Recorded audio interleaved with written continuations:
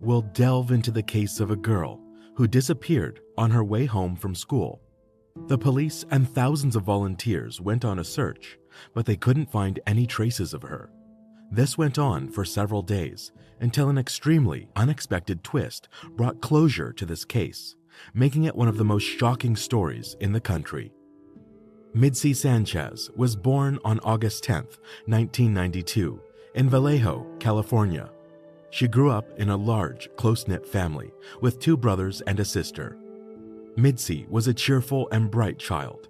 She enjoyed spending time outdoors with her friends and playing with her siblings. From a young age, Midsi was quite independent. When she started elementary school, her parents allowed her to walk there with her brother without any adult supervision. The school was located just a short distance from their home, with most of the route lying along a busy road. August 10, 2000, was Midsi's 8th birthday. She was excited about the celebration party her family had been preparing for her. Midsi asked her mom if she could skip school for the occasion, but the woman said no. Midsi was upset about it, and around 7:30 a.m., she left her home with her brother. After her classes, Midsi was supposed to wait for her brother so they could walk home together. But when her brother went outside the school, he couldn't find his sister anywhere. Thinking she had already left without him, he headed home alone. But it turned out that Midsi wasn't there. Their older sister, who was home at that time, immediately became worried. Since Midsi was eagerly anticipating her birthday party, her absence seemed odd. She waited for some time, hoping that Midsi would eventually show up, and around 4 p.m., the sister decided to call their mom and tell her about it. Their mom immediately called Midsi's school and learned that her daughter had attended all her classes. The mother then reached out to family members and Midsi's friends, but no one had seen her after school. Midsi's relatives became worried and started searching for her. Many people, from family friends to neighbors, also joined in. Together, they quickly organized a massive search. While some of them walked the streets, others knocked on every door along the route, from the house to school, asking if anyone had seen her. They even started printing and distributing flyers with information about Midsi. Despite all their efforts, they couldn't find her, so Midsi's parents decided to call 911. The police immediately joined the search, and local media started covering the case on the same day. Midsi's disappearance instantly captured the public's attention, since similar incidents had already occurred in their town before. For several years, an unknown perpetrator or multiple perpetrators had been kidnapping kids in Vallejo. The most recent case had occurred in December '99, less than a year before Midsi's disappearance. 7-year-old Ziana Fairchild, who lived just a few miles from Midsi's house, disappeared on her way to school. Despite all the efforts by the police and the FBI, she was never found. Now, when Midsi vanished on her way home from school, investigators feared the same perpetrator might be involved. Despite the lack of leads at that point, the striking similarities between those cases were already obvious. However, Ziana's case remained unsolved, leaving detectives with little to go on. They began re-examining everyone previously considered a suspect in her case, but it yielded no results. The next day, Midsi's disappearance made headlines not only in the local news, but statewide. Everyone feared a serial kidnapper was at large and dreaded the possibility of him getting away with it once again. Midsi's relatives gave multiple interviews, trying to draw more attention to the case. Her mom also pleaded with the possible abductor to return her daughter safely. The police received numerous tips, but none of them proved useful. However, everything changed 24 hours after Midsi's disappearance, when something unexpected happened. A man contacted the police, informing them that he discovered bloodied rags at a landfill. Upon examination, experts determined that the rags were actually bedsheets from a Vallejo hotel. Although they sent the evidence to the lab, blood analysis would take days. Investigators also visited the hotel, but were unable to confirm whether Midsi had been there. With nothing but waiting for lab results, investigators combed the landfill, searching for any other clues, but it yielded nothing. The following day, August 12th, the police received another call, and it changed the course of this case immediately. At around 11 a.m., a man reported driving through an industrial area in Santa Clara when a little girl ran up to his van, screaming that someone was chasing her. She climbed into the van's cabin, and the driver saw a man running in their direction. The girl yelled that he had kidnapped her and wanted to kill her. As soon as she was in the van, the perpetrator turned around, got into his car, and fled. Meanwhile, the girl told the driver her name was Midsi Sanchez, and he contacted the police. Officers immediately picked her up and drove her to a hospital for examination. They also called her mother and let her speak to her daughter. Soon after, her relatives rushed to the hospital and reunited with Midsi. Meanwhile, detectives spoke with the van driver. The man proved a crucial lead. He remembered the license plate of the kidnapper's vehicle because it drove off right in front of his van. It turned out the van driver was on that road almost by chance. He had a day off, but was asked by his supervisor to cover a shift and deliver a load. If he hadn't been there, the perpetrator possibly could have caught up with the girl. The police ran the license plate and identified the car belonging to a 39-year-old man named Curtis Dean Anderson. He had been on law enforcement's radar before, with prior convictions for thefts, kidnapping, and suspicion of other crimes. As investigators focused all efforts on finding the abductor, their colleagues prepared to hear Midsi's account of what had happened to her. She told them that on August 10th, she was eagerly awaiting the end of school to go home and celebrate her birthday with her family. When her final class ended, Midsi decided not to wait for her brother and headed home alone. Just a few hundred yards away, she noticed a parked car by the roadside. Inside was a man, watching her intently through the rearview mirror. Midsi felt uneasy about him, but quickly brushed it off. It was daytime, she was on a familiar street, and being young, she didn't fully grasp the potential danger posed by strangers. As Midsi approached the car, the man got out and asked her to help him. He said he needed to grab a roll of tape from under the car seat. He also explained that he couldn't bend down himself due to a leg injury from falling off his bike. Despite her uneasy feeling, Midsi agreed to help. At that time, she couldn't fully comprehend the potential danger posed by the adult man, and her parents had always taught her to help others. As soon as Midsi reached for the tape, the perpetrator shoved her inside, covered her mouth with his hand, and slammed the doors shut.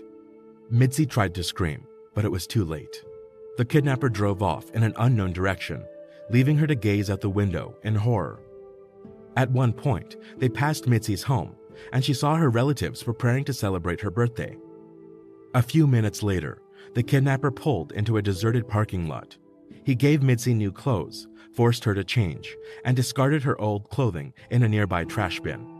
He also warned Midsi not to try to escape, claiming he had a gun and that no one ever managed to get away from him. In the next few hours, he drove Midsi in an unknown direction. At one point, she asked why he had kidnapped her, and the man simply replied that the same had happened to him when he was a child. When it got dark, he parked again and began covering the car windows with some rags.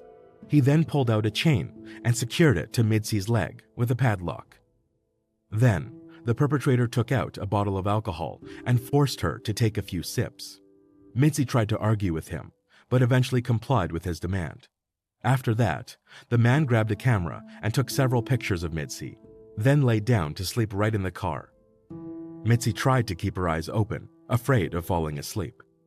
She was thinking how to escape, and at one point saw a police car drive past the parking lot, but it was far away, and even if Midsi had screamed, the officers would never have been able to hear her.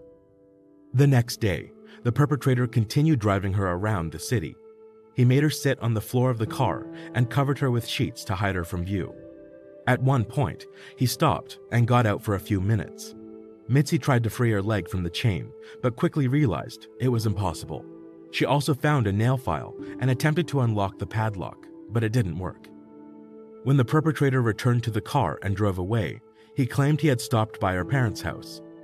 The kidnapper pretended to be a concerned citizen and asked for flyers to distribute around town. Midsi was shocked and overwhelmed. She had been so close to home, yet still remained in captivity. Throughout the next few hours, the perpetrator stopped several times, getting in and out of the car. In the evening, he drove out of town and parked in a deserted area, where he sexually assaulted his victim. After that, the man fell asleep, leaving Midsi in a state of shock. The next morning, he drove off again, making several stops along the way, mainly to buy cigarettes and alcohol. At one point, when he returned to the car and leaned into the cabin, something fell out of his pocket. He told Midsi not to look there and left again. But the girl didn't listen to him. She glanced down and saw a large bunch of keys. Midsi quickly realized that one of them must unlock the padlock on her chain. She was afraid of what the perpetrator might do to her if she disobeyed, but eventually, Midsi overcame this fear. She grabbed the bunch, picked a key that seemed to fit the lock the best, and attempted to unlock it. To her surprise, it worked. Midsi freed herself from the chain. Now, only the car door stood between her and freedom. Midsi opened the window and tried to climb out through it, but she encountered another problem. She was so exhausted that she could barely move her legs. Gathering all her strength, she managed to lift herself and leap out of the car. As she crawled around it, she spotted her kidnapper, who immediately noticed her. The man began shouting for her to come back, but Midsi had no intention of giving up. With her last ounce of energy, she ran in the opposite direction. The perpetrator chased after her, while Midsi tried to flag down passing cars for help. She waved and screamed, but they all drove past. Despite this, Midsi kept moving toward her freedom. She had no doubt that if she stopped for even a second, the perpetrator would catch up and harm her. Everything happened very quickly, but for Midsi, this moment stretched on forever. Eventually, she spotted a van, ran towards it, and jumped right in front of it. The driver quickly stopped, and Midsi climbed into the cabin. She was shocked, dehydrated, and hungry, but her life was no longer in danger. At the hospital, doctors provided her with the necessary assistance, and soon her entire family arrived to reunite with her. Midsi's miraculous rescue instantly became the main news story in the city. When she was brought home, thousands of people gathered on her street. They applauded her and shouted birthday greetings, which she had missed. Meanwhile, the police were hunting down the kidnapper, whose whereabouts remained unknown. When they showed his photo to Midsi's mother, she realized she had actually seen him twice. The first time was before her daughter's abduction, when he stood on their street and looked towards their house. The second time was the day after Midsi's disappearance, when the perpetrator came to her home and asked for flyers. The search for Curtis continued until late evening. Police set up surveillance at all known places he frequented, and eventually, it paid off. He came to a trailer park and was apprehended without resistance. Curtis was booked in jail, awaiting trial, and detectives began investigating his possible connections to other crimes. The man himself told Midsi she wasn't his first victim, and no one had managed to escape him. Investigators simply couldn't imagine this being his first crime of its kind. All his careful and likely premeditated actions suggested he had significant experience in committing such atrocities. It's worth mentioning that Curtis had been previously imprisoned for kidnapping a woman in 1991. He was released in November 1999, and now the police were confident that after his release, he had killed at least one girl, 7-year-old Ziana Fairchild, but we'll get back to that shortly. There was also no doubt that he intended to kill Midsi. Moreover, one specific fact directly indicated that it was supposed to happen on the day of her escape. Police learned why Curtis had stopped in the industrial area. He used to work there at one of the companies, and that day, he visited his former colleagues. He had asked them for a large bag, and detectives immediately realized he planned to dispose of a body in it. After Curtis's arrest, Midsi struggled to recover for a long time. However, she soon learned that the police were suspecting him of kidnapping Ziana, which made her even more uneasy. While Midsi was glad she managed to escape, she also worried about the fate of this 7-year-old girl. More than 8 months have passed since her disappearance, and there was no news about Ziana's fate. Midsi wanted to help find her, so just days after her own rescue, she participated in a search operation along with other volunteers. Unfortunately, they couldn't find any new leads on Ziana's possible whereabouts. This continued until January 2001, when a human skull was found in the mountains near the city of Santa Cruz. Forensic analysis showed it belonged to Ziana, and she was officially declared dead. Midsi took this news very hard, but ahead of her was another challenge: the trial. It began in April of the same year. Midsi had to testify before the full courtroom and recount in every detail what Curtis had done to her. He was also present there, but despite all of this, Midsi managed to fulfill her task. In the end, Curtis was sentenced to 251 years in prison, but that wasn't the end of his story. Detectives repeatedly visited him in jail and asked him questions about his possible involvement in other crimes. At one point, they learned that Curtis had confessed to a fellow inmate about kidnapping and killing 8 other girls. The inmate agreed to cooperate with the police and repeated Curtis's words in detail. But Curtis himself wasn't ready to reveal all his secrets. He didn't deny anything, but tried to negotiate various privileges for himself, speaking with detectives in riddles. Eventually, the man hinted that he had indeed murdered Ziana Fairchild and that he had killed at least 13 other girls and women. It wasn't until 2005 that he gave full confession in Ziana's murder, and for that, he received an additional 50-year sentence. As for Midsi, her challenges didn't end with Curtis's trial. Just a few weeks after her rescue, she returned to school where she faced bullying from other children. They called her the kidnapped girl, said she should have died instead of being saved, and generally behaved extremely inappropriately.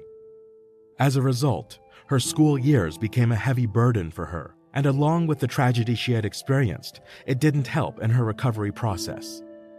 Midsi also repeatedly joined the searches for other missing children, but more often than not, it ended with the discovery of their bodies. Each time, she felt this tragedy as if it were her own, and ultimately, she couldn't cope with this pressure anymore. Alcohol became her only way to cope with the stress, and with each passing day, Midsi turned to it more and more frequently. Eventually, she stopped seeing even the slightest chance of returning to a normal life. But one day, everything changed. Midsi was involved in a serious car accident after a party with friends. She broke her neck, arm, and spent 2 weeks in a coma. When she woke up, doctors informed her that she is pregnant and would have a daughter. This news turned her life upside down, and Midsi found the strength to change it for the better once again. She decided to dedicate all her time not only to her daughter, but also to other children who became victims of various crimes. She founded a non-profit organization that continues to provide assistance to those in need to this day. As for Curtis, he died of illness in 2007, just 6 years after being sentenced. The only reason the detectives regretted it was the fact that they had not managed to obtain full confessions from him regarding other cases he was suspected of. Although they still haven't been solved, the police continue to consider his involvement highly probable. It is worth mentioning that Curtis had a son who followed in his father's footsteps. He was convicted of murder, and in 2019, his own life ended in prison. Alright guys, share your thoughts on this story in the comment section, and don't forget to hit the like button and subscribe. Thank you for watching.